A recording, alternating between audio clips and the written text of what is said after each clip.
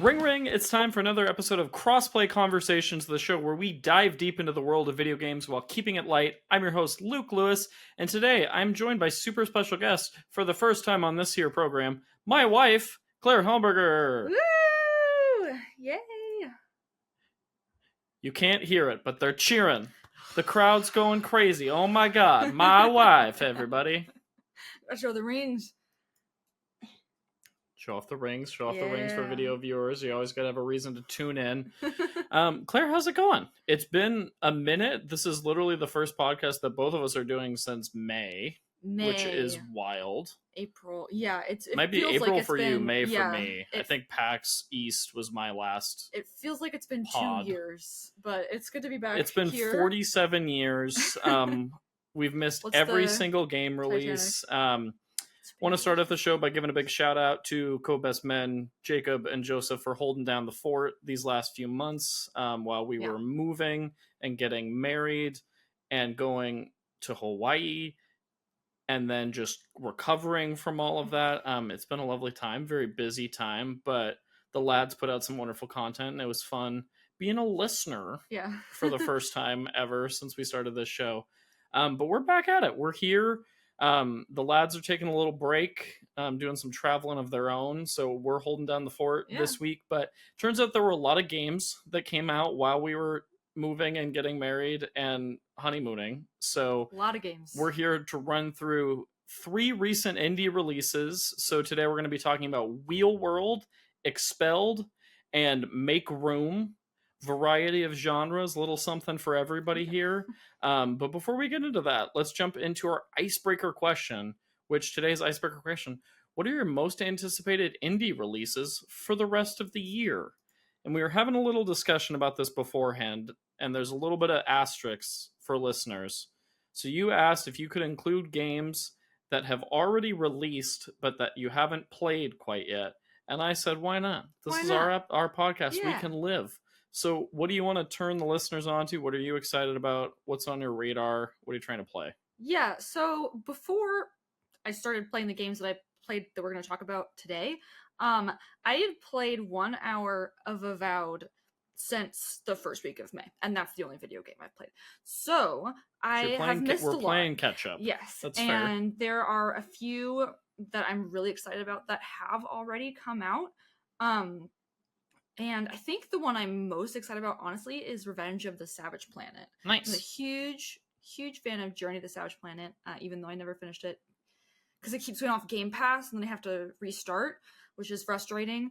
But yeah, super excited to just bite the bullet and purchase Journey to the Savage Planet, and then play Revenge of the Savage Planet. I love the first game, such a big fan of that genre in general, but just like the super over the top sarcastic and kind of witty, but in a very subversive way, subversive of the genre.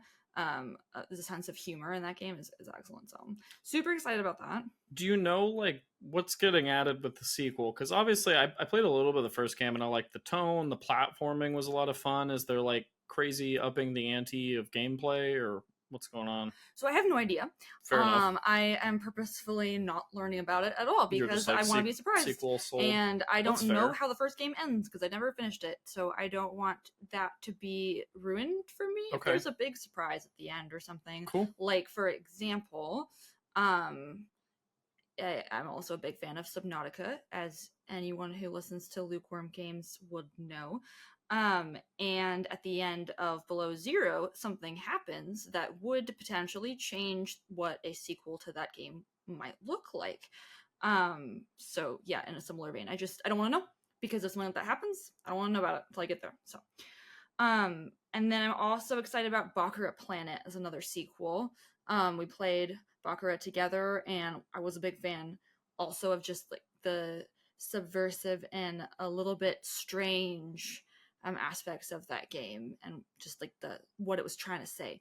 So very excited to go back into that world again together. Yeah, I would say for folks that have no idea what Baccarat is, if you're coming off of like the Haze Light games and just finished Split Fiction this year, if you're looking for another just interesting co-op game, a very different vibe, Yeah. but Baccarat is a really cool puzzle co-op game. Baccarat Planet just came out earlier this year.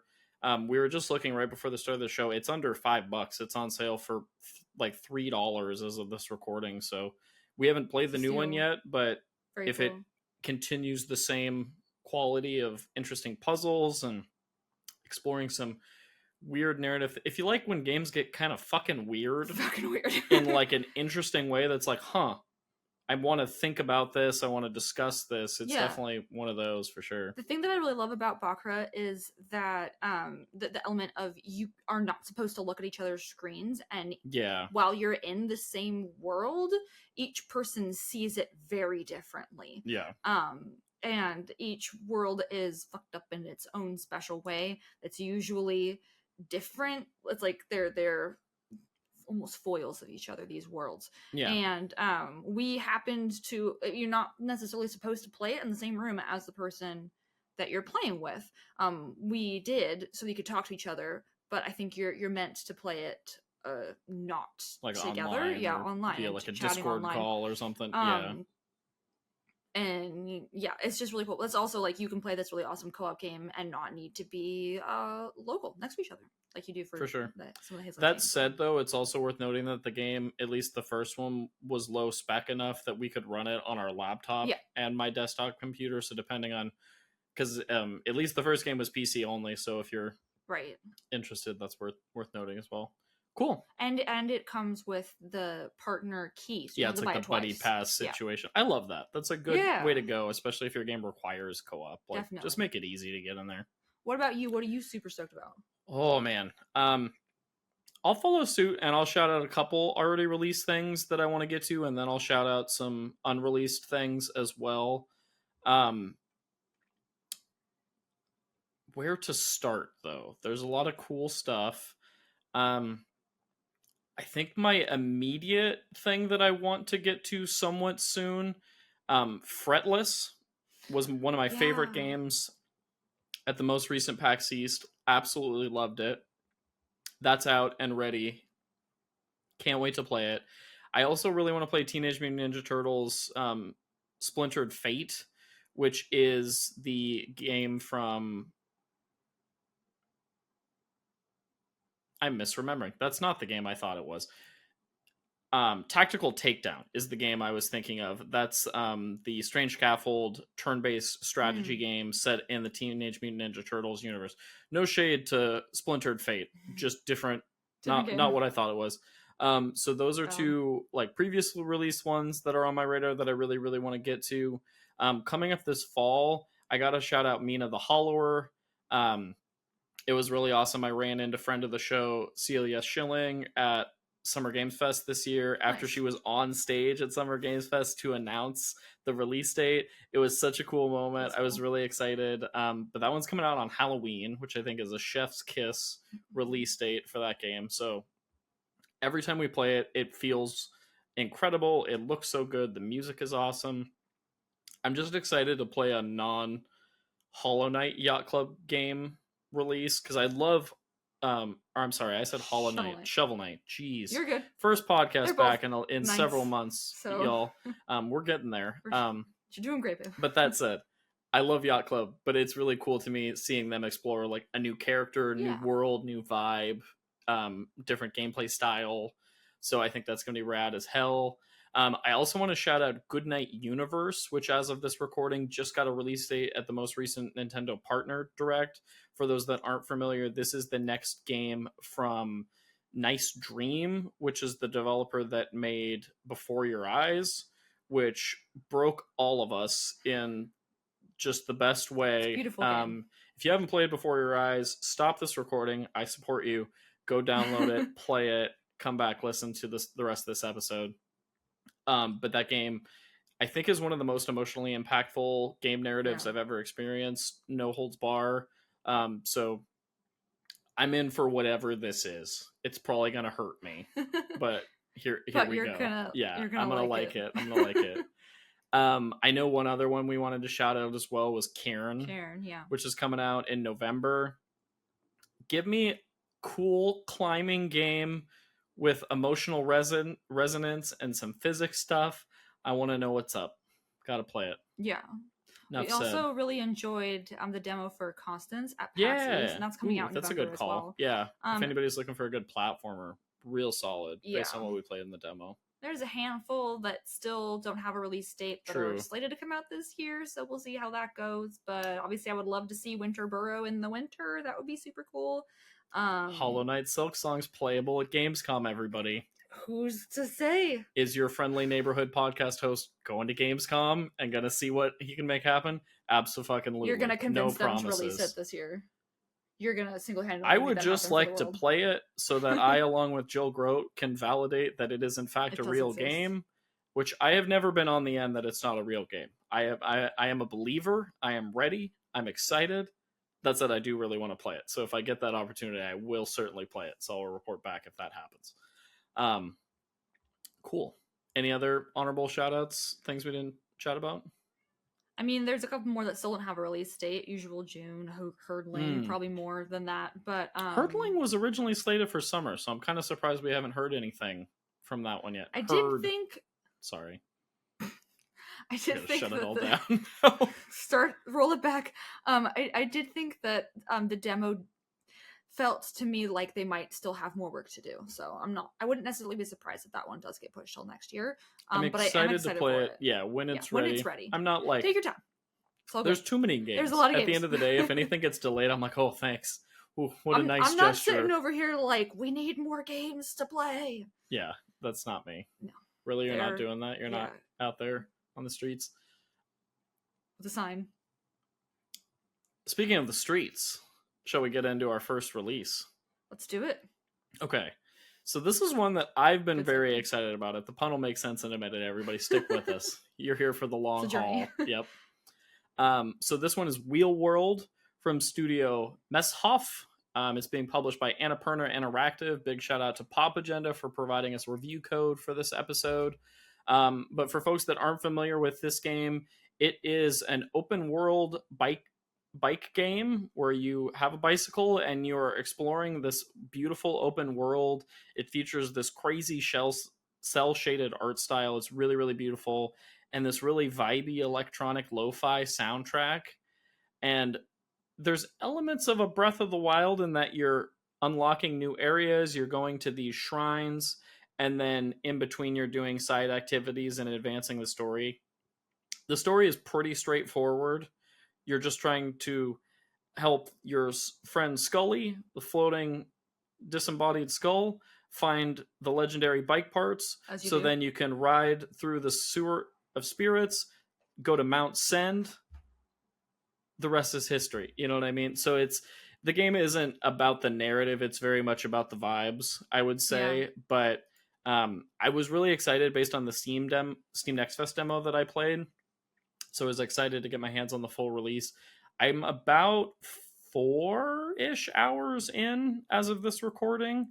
I want to say I'm over halfway based on what I know of the game and kind of the pacing of things, but having a blast with it, to be honest. And nice. I was a little surprised because I saw some pretty low reviews coming into things and some mixed reviews. Some folks were generally pretty disappointed. So maybe that kind of tempered my expectations going into it. I did run into a little bit of technical issues here and there in terms of performance. I played on both my PC, like desktop with a controller, and then also on Steam Deck and handheld as well. Both worked well. It's now verified on Steam Deck. So I imagine there's been a lot of bug fixes and things since launch, because I think I encountered less technical and performance issues than a lot of the folks that I was reading reviews from. So take it with a grain of salt. This is just based on how I have been playing it the last week or so as of this recording, but I think it's a really fun game. I enjoyed just the moment-to-moment feel of the game. I think it feels good to bike through the world. Yeah. It's really satisfying to race. You get into this great flow state, and within the races that you're doing, there are like mini, almost Tony Hawk style objectives where your main character's name is Kat, so you're trying to get the letters K-A-T hidden throughout the race as like a mini objective. You're trying to place within the top 3. You're trying to beat a given time. So you have like mini objectives within that, and then you're earning rep, which then your rep allows you to challenge different racers that are like higher ranking than you, and so that's kind of part of the thing. But it's a very stylish game, and the moment to moment is just genuinely a blast. It was pretty funny because I was jumping between this, and then later in the day your brother came over and we were playing Mario Kart World, and so I was jumping between two racing games, and so it was funny to feel like the different vibes of like Wheelward is very much like low key, laid back, and Mario Kart is very much like, oh, competitive, gotta go. But it's a lot of fun. It has a fun sense of humor to it. You can customize your bike. You can unlock like horse parts, and I haven't gotten it in the game, but I've seen on the Steam page that you can get like a hot dog bike and different things. I will say the only thing with the customization that I kind of didn't click with me was that I was finding all of these bike parts throughout my journey, but oftentimes they weren't as good as the thing I already had equipped, in terms, because it's all stats based. So like different things are like, this will make you go faster because it's a lighter frame, or this tire will work better on different types of like gravel or sand. And so there's like different advantages to different parts. But once I found what I liked, I haven't found as much reason to experiment, other than like, oh, isn't it funny to have a bike that looks like a horse? Or like once you unlock more upgraded parts, I didn't have that incentive, which was kind of a bummer, because I wanted to like customize and make my bike look a certain way, but in reality it was like, well, I want to pick the thing that's going to make the game the most fun or the most approachable to play. So that kind of just gets into the whole conversation of having customizables be purely cosmetic or having them actually affect your character stats, and the pros and cons of that. Well, and we're in this day and age where like Assassin's Creed and so many games over the years have allowed you to now have the stat benefits of a given item, but then visually you can respec it to make it look like the piece of armor or what have you. Shout out to Avowed.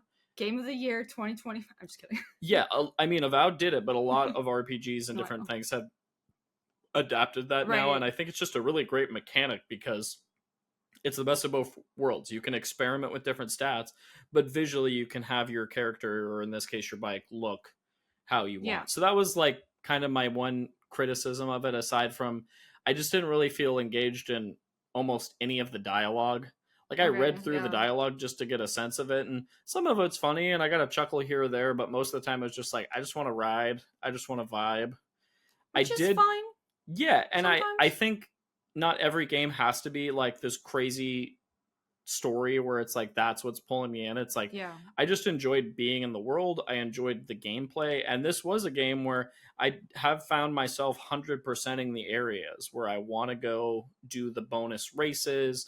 I'm going and looking for the different parts. I'm going out of my way to like unveil the different check marks in the map, and the map isn't crazy huge, but it's a nice size for what this game is. Like I think that like an under 10-hour open world game is just such a nice thing, because it scratches that itch, but you don't get crazy overwhelmed with the amount of stuff to do. Yeah, definitely. Yeah.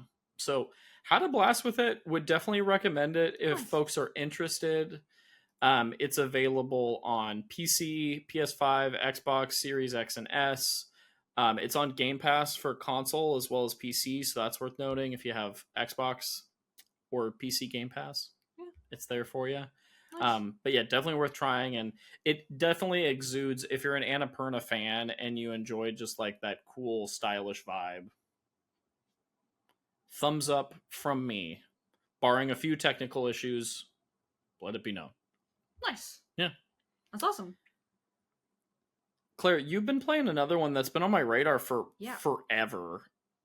This is Expelled from Inkle Limited. Shout out to Inkle for sending us over a review code. For folks that aren't familiar, do you want to give us the quick rundown? What the heck is Expelled? Definitely. So Expelled is from the team that made Overboard, which, full disclosure, I did not play, but I know you did and really liked it. So the rundown is that you are playing as a young girl in a 1920s boarding school in England who has been accused of breaking the school's precious window and trying to kill, like pushing out a classmate from the window. And so you are trying to clear your name. You're trying to not get expelled. You're trying to prove that you did not do it by investigating around the school. You have from the start of the day until the end of the day to prove that you are innocent. And it's kind of roguelike in a sense of you fail and then you go back and try again. But you also your character retains some of the information that you've learned, and that informs the dialogue choices you have, and you're just going around talking to people and looking for clues and trying to investigate. It's also interesting unreliable narrator thing, because the story is framed as you are in the local pub talking to your father after all this transpires, explaining what happened to him, and he keeps being like, that's not how I remember it, and you're like, no, you're right, and we go back and roll it back. And things keep changing in terms of what she says happened. Like, she is clearly not telling you, the player, everything, and so you have to uncover that too. And then there's also the morality system of you can make choices that make you a little bit naughty, but you also, and that informs what options you have as you play through the game. And do you want to be more naughty because it's hard to be perceived as innocent if you're super naughty and nobody likes you? It's hard to have friends stand by you and vouch for you if nobody likes you. But also, if you're not a little naughty, where are you going to get in this world? And there is the dialogue is all really witty. The music is excellent. It's like almost entirely, if not entirely, actual music from like public domain stuff from that time period. I was reading through the credits, a lot of stuff from the like United States Army Band and like that's awesome, Army blues brand and everything, and like the Marine Band. So and like found recordings, older recordings of older pieces of music, and it's all really good. So and it just really sets the tone.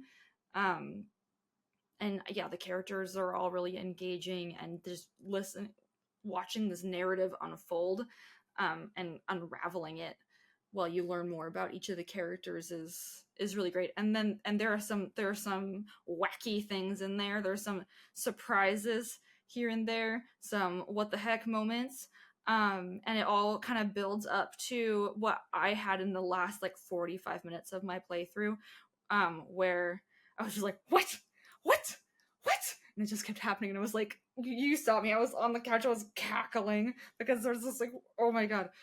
Got some really funny moments at the end of the game there, and I'm excited to roll it all back and start over from scratch and see how the different choices can affect the different outcomes, because even in finishing it, there are some like checklist items that I did not accomplish, and I'm like, how would one go about doing that? What would that look like? So yeah, there's a lot of replayability in that too, but overall it's just a rocking good time of a game. Very cheeky.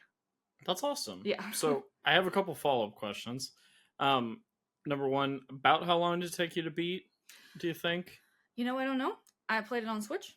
Oh, sure. Yeah. So I won't know until next week. Okay. Or 4 days from now, how many hours guesstimate? What are you feeling? Between 4 and 6, probably. Okay. And other people would maybe do it faster. Right on. Because I did feel like it took me, especially if you've played like Overboard before, you probably might get the hang of it faster. I feel like it took me a couple of try-throughs to really understand what I was supposed to be doing. Like what I was like, oh, I gotta be as sweet as possible and just go around and just be following all the rules. And it's like, actually, that probably slowed me down a little bit, instead of right off the bat just getting in there, getting my hands dirty. Yeah. So on that note, I also spent there's a part of the game where it's a little bit of you need an item to be able to successfully navigate an area of the game, and I tried to navigate that area without the special item and spent a lot of time lost. So it happens. So doubling back a little bit, I'm curious, one of my favorite things about Overboard, their previous game, was that trial and error and seeing like the funny things that would happen, even if it didn't necessarily advance the story. I never particularly felt frustrated because it felt like when I did something that didn't work, there was a comedic payoff, there was a narrative wrinkle that was revealed that gave me an idea of something to try next time. Did you feel like you had that same trial and error? Did it ever get frustrating? How was like the pace overall? I think that the moments of frustration were more early on while I just figured out what I was supposed to be doing. Okay. So like I said, you have the whole day, but not necessarily. So in the first playthrough, I was accused and expelled within an in-game hour. It probably took about 10 minutes. It took me a moment to figure out how to not get expelled immediately, but how to buy myself some time. And then there are a couple different ways you can do that, so that it was like, okay, well, if I do it this way, then that X's out certain options. Like once I go here, I can give myself the statement that I can't have done these other things, because they're like the world is dynamic and changing. Sure. So there was a lot of trial and error on that front of I have to make this happen, this happen, this happen, and this happen in order to be successful, and some of those feel mutually exclusive. So how do I go about it? And then as you get on and your character gets bolder, you don't have to you can totally sidestep that one option, and you can just, show up and be a little mischievous. But yeah, the art style was also really, really great. And there was that payoff of getting to know the characters of, oh, I know that I'm not going to not get expelled on this run through, but I want to go over here and see what happens if I do this. Yeah. Just out of curiosity. Sure, totally. And just like uncovering all these secrets. All the characters have these secrets. There was one subplot in the game that did not really connect at all, as far as I know. I'm probably going to go back and see if there's more threads to tug on there, but didn't really connect to the not getting expelled thing. But I'm like, that's interesting. It's a little funny. And there's other areas where I'm like, I wonder if there's more to that little character moment. So yeah, I'm excited to kind of go back, and even though I've beaten the game, and just see if there's more to learn about the world and the characters, because I found it really compelling. That's awesome. Yeah, I would absolutely recommend this game, and I think it is my favorite indie I've played this year. Ooh, that's exciting. And it's really high at the top of my list of games I've played this year that I really, really like. I think it's neck and neck with Mario Kart, honestly. So that's awesome. Yeah. I think too, this is a fun one. We talk about like games like Curse of the Golden Idol, or Duck Detective, or narrative mystery style games where it's fun to play with your partner, with another person. And I think this falls into that realm too. Yeah. Where it's kind of fun to experience the story and try different things and work together on it. So yeah, I'm excited to check it out. I want to play it. The puzzle solving, you can just decide where to go and who to talk to and what to say. There's not a lot of it definitely does, I think, lend itself to being able to have that conversation. It has those like easily play it. Yeah, and the baked in moments where it's like, okay, pause before we move on. What do we want to do here? Okay, you want to go talk to this person? We're gonna try this now. I think it'd be really asking fun. Him this, that sort of thing is really fun. If you want to play it, I would absolutely sit next to you. Yeah, I'd be down to give it a go. Yeah, it'd be fun to go back to and play Overboard now that you have the context of this one and just try it. Because I was gonna ask too, in Overboard, it's been, it came out in 2021, so forgive me if I'm misremembering this, but I want to say there were alternate paths to get to the solution. There definitely are. There wasn't one way to do it, and the premise of Overboard was that like you were being framed for killing your husband on a cruise ship, and so then you had to like figure out who did it, but there were so many like different approaches you could do that resulted in different things. So are there alternate endings here? Can you is there one definitive you have to get to point B and then there's like varied paths in between? You know what I mean? am sure that there are multiple ways to get the ending, to get to the ending, or at least to get to, I don't want to say like the first ending, but there's more like, oh, I did the thing I was trying to do. Sure. And now it wants me to do that. Totally. Okay. the goal of not getting expelled. I'm sure there are multiple ways to go about doing that, and I bet that I can, without totally restarting, go back and just see what they are. But I'm also really curious what starting totally fresh and like wiping out my entire save and going back totally fresh, like what if there are do, other like maybe if I go really really naughty, or if I don't go naughty at all, like what does that what options does that unlock, and you know what things might become closed off or opened if I explore different characters more. So yeah, there's definitely, I can tell that there's multiple different paths, and I'm also pretty sure that like secondary final goal, I'm pretty sure there was another way I could have gone about doing that too. There was a, yeah, just based on the fact that like there's a little checklist that pops up like do this or this, and I didn't check all those boxes, so there's definitely other things I could have done. There's some of those where I'm like, what does it even mean? So, but that's cool. That's cool. Like, yeah, it's a cool game. Yeah, that's awesome. 10 out of 10 would recommend. Ooh, high praise. Very exciting. All right, we have one more on the docket, and this is a very timely one. These are all recent releases, but as of this recording, if you're listening to this on the day this comes out, this game releases tomorrow. So that's a fun, exciting one. But this is MakeRoom from, I believe it's pronounced Keeney is the name of the dev. And then it's being published by Wholesome Games Presents. So shout out to Jenny and the Wholesome Games team for providing us a code for this one. But Claire, what's MakeRoom? Give me the pitch for this one. So MakeRoom is just a sandbox design game where and it's got the now gosh, what is it? It's that poly art style. It looks like Kind Words 2 to me, where it has that like stylized, cute, defined, very cute. It's like almost diorama toy box.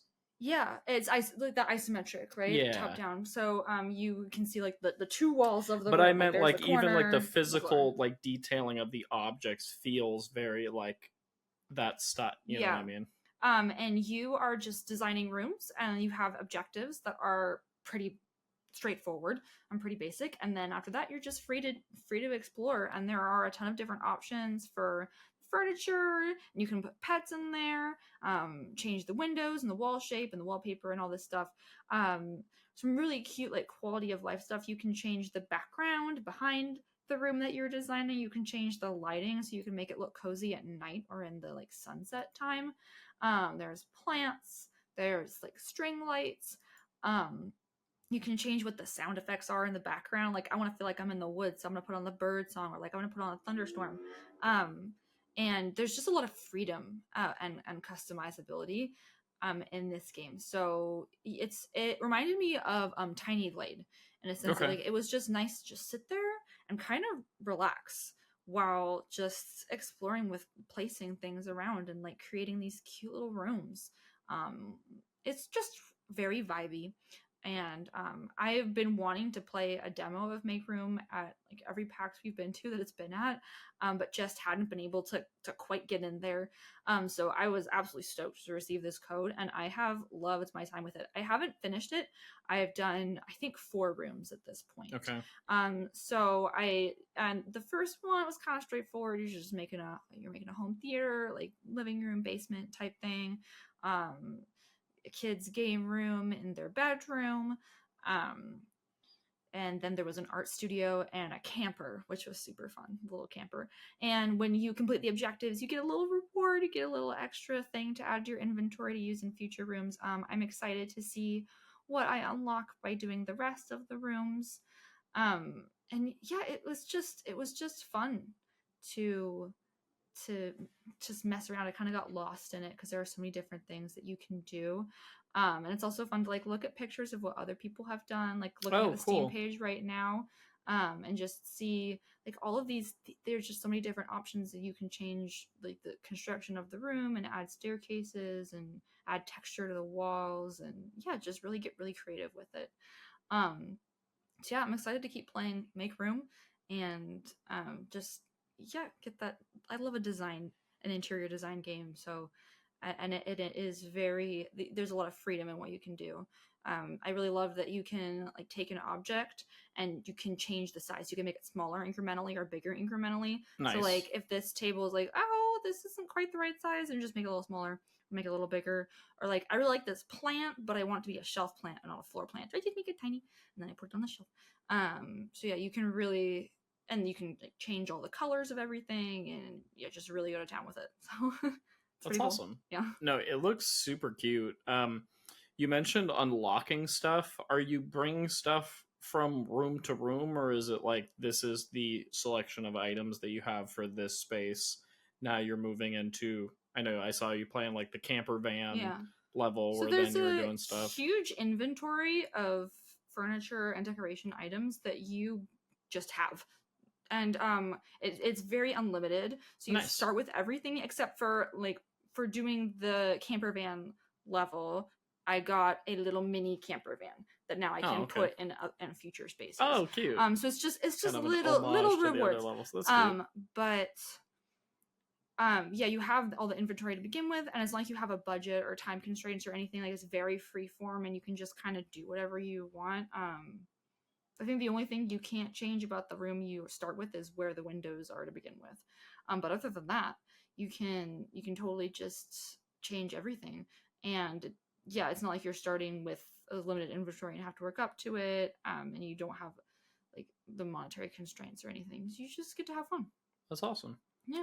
You mentioned Tiny Glade while talking about the game, which one thing I really liked about Tiny Glade was just how intuitive it was to maneuver and make slight changes. Did you feel like MakeRoom kind of tapped into similar vibes in terms of just ease of use to play and like the breadth of things you could do with like single motions and different like a simple click or that kind of thing? I mean, Tiny Glade is definitely its own thing. Sure, you can, different type of game placing too. A wall and dragging You're it sculpting and just like mountains how satisfying and it is. Yeah, it's different. It's its own thing. But just in terms of starting with everything that you have and everything that you need, and having that like creative freedom right from the get-go. And then I would say that placing the objects and changing the sizes of things was really intuitive. Nice. I think I have a couple of tiny nitpicks where I'm like, I wish I could group items, because you can place like, I'll place a blanket on a pillow. I get to choose what the blanket is, and the pillow on the bed, and then I'm gonna put a little plushie on the bed, and then I decided I actually want the bed to go in the other corner of the room, and I have to drag all of those things individually. Like it'd be great if I could just you can't group just highlight them all, quote and then move them all together. And maybe you can. I just haven't figured it out yet. That's fair. And then like the end table keeps trying to go on top of the bed instead of behind the bed, but like it's really intuitive, and like I said, you can like change the sizes of things so it fits better in the space or looks different. You can change the color of pretty much everything to make it match whatever your aesthetic that you're trying to go for is.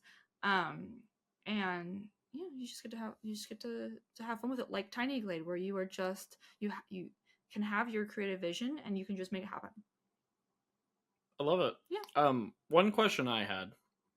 As someone, I dabble with a cozy game. I enjoy, we call it the patented Luke Lewis rainy Sunday afternoon with a cup of coffee game as one of our game of the year categories, because I just enjoy pouring a hot beverage and just vibing out to a nice game that's not stressful. It's just calming. It's relaxing. Kind Words 2 was a game like that for me last year. Tiny Glade was a game like that for me last year as well.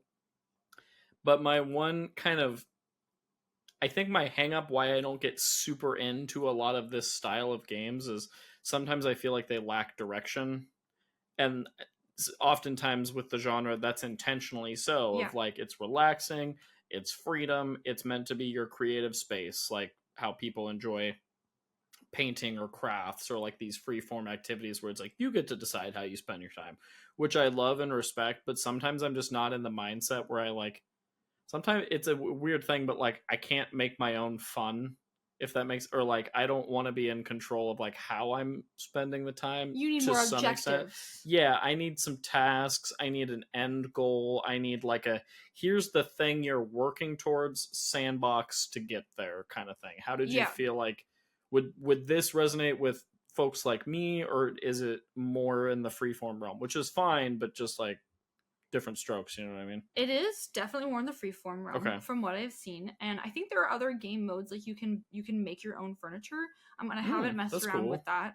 I've kind of been playing through like what I guess you'd call the campaign on the MakeRoom island, but yeah, the requests of what you need to do in the space are pretty minimal. It is mostly freeform, and I think for me, I definitely play games like this once in a while, a little bit, and then but like that staying power of feeling like almost addicted to it, like I gotta keep playing.